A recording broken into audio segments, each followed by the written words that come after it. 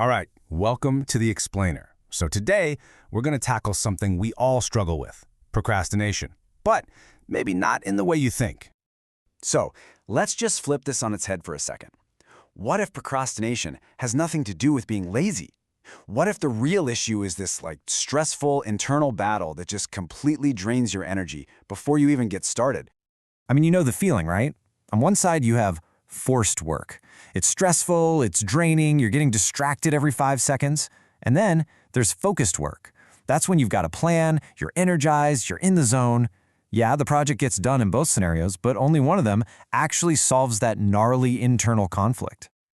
Okay, so to really get a handle on how to get into that focus state, we're going to look at a pretty unlikely teacher, the common squirrel. You know, when biologists started studying squirrels, they thought they were just going to learn about, well, hoarding nuts and survival stuff. But they accidentally stumbled onto this massive psychological secret, something really unique in the squirrel's brain that lets it do some pretty incredible things. Get this, a squirrel can leap up to 30 feet from one branch to another. That is a huge distance. And the craziest part? They often do it without even hesitating. So, how on earth is that possible? Well, researchers gave it a name, automatic positive bias. Basically, squirrels have a smaller amygdala. That's the fear center in the brain.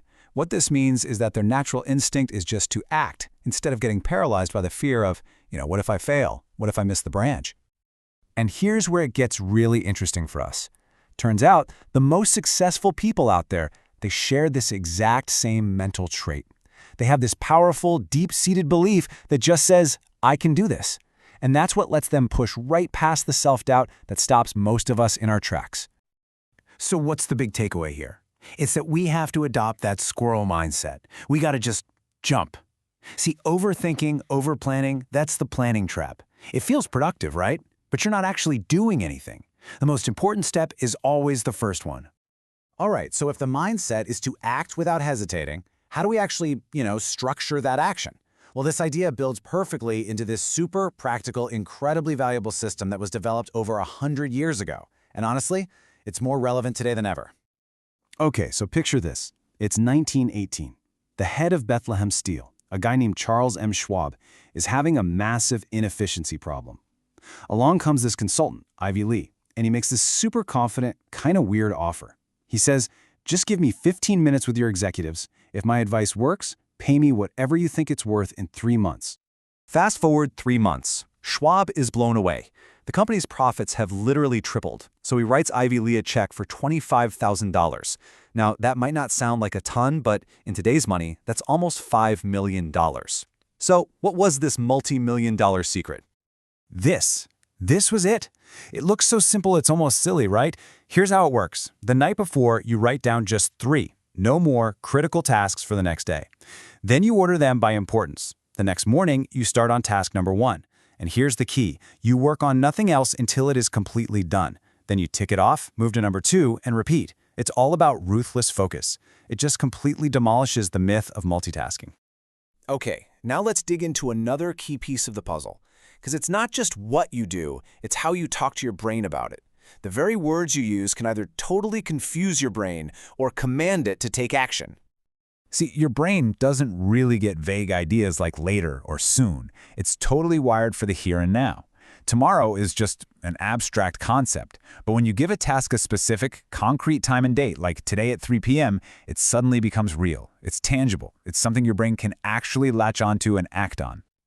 Okay, so you've got your prioritized list, you've given your tasks specific times, but what if task number 1 is something huge, like write that 50-page report? Man, that still feels way too big to even start. And this is where our final crucial key comes in. You have to change how your brain sees the task itself. Ever wonder why you're just not in the mood to do something? It's not you, it's just biology.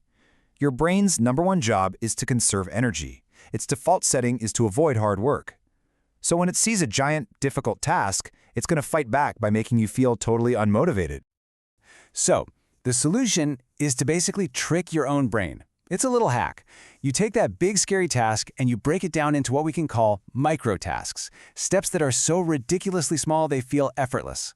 So don't think about writing the report. No, just think walk to the laptop. That's it. That's the whole task. Then open the laptop. Then open the document. Then write just one sentence. See, each tiny little win gives your brain a small hit of dopamine, and that's the chemical fuel you need to take the next tiny step.